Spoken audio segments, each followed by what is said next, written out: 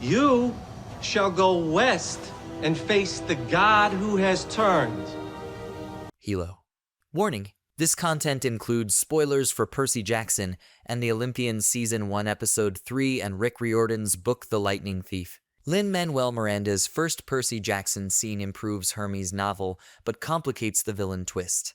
The third episode of Percy Jackson Season 1 finishes with the first appearance of Lin-Manuel Miranda's Hermes, which has major ramifications for his character.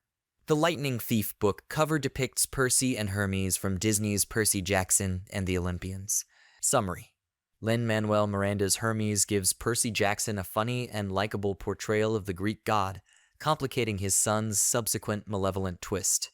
The inclusion of Hermes so early in Percy Jackson's TV show gives complexity to Luke's character and makes it more difficult to perceive Hermes in the same harsh light as his son.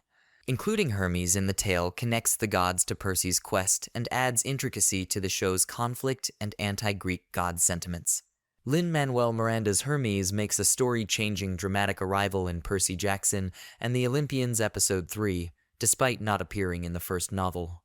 While significantly more accurate than the movie adaptations starring Logan Lerman in 2010 and 2013 Disney blockbuster Percy Jackson program has made certain notable book modifications.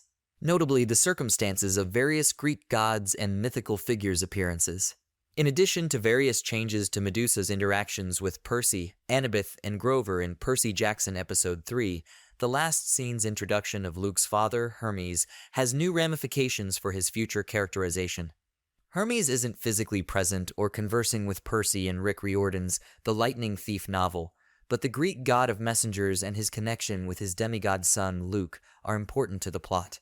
As a result, it's not unexpected that Disney's Percy Jackson series chose to literally bring him into the fold, alongside Hamilton creator and star Lin-Manuel Miranda. At the end of Percy Jackson Season 1, Episode 3, Hermes, dressed in a mailman costume, delivers the package containing Medusa's head to the other Olympians while humming along to Arthur's theme on his way up the Empire State Building's elevator. His entrance is quick, yet it is extremely unforgettable. Walker Scobell, Lee Sava Jeffries, and Aryan Simhadri play Percy, Annabeth, and Grover, respectively, in the Percy Jackson and the Olympians cast. Before Luke's villain twist, Hermes' early Percy Jackson debut makes him more likable. In Percy Jackson and the Olympians, Lin-Manuel Miranda plays Hermes, who laughs. Lin-Manuel Miranda's Percy Jackson debut features a funny first scene for his Greek deity character, which is a pleasant surprise given the character's brief appearance. Hermes is shown as a glorified mailman of the gods who gleefully runs around happily performing regular human jobs, but with the speed and powers of a fabled deity while singing along to an 80s elevator song. When he first enters Olympus, he makes jokes about his other gods and looks to be a well-liked divinity.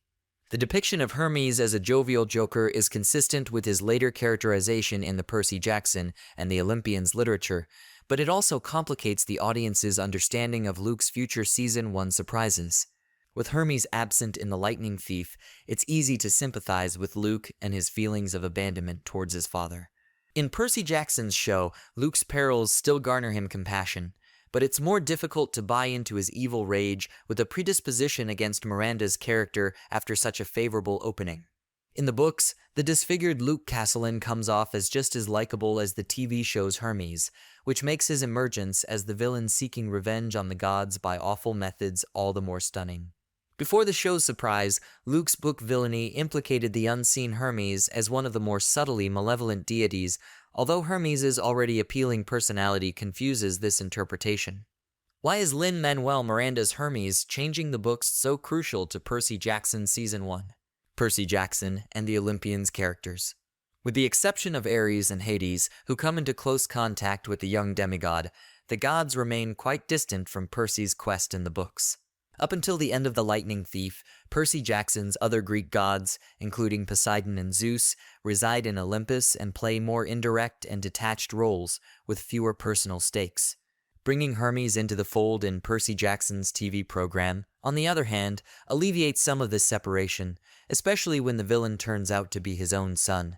Making Hermes both a visible, connected figure and a distant deity who neglects his children makes the conflict and anti-Greek god themes in Percy Jackson and the Olympians Season 1 more compelling and nuanced. Thank you for watching.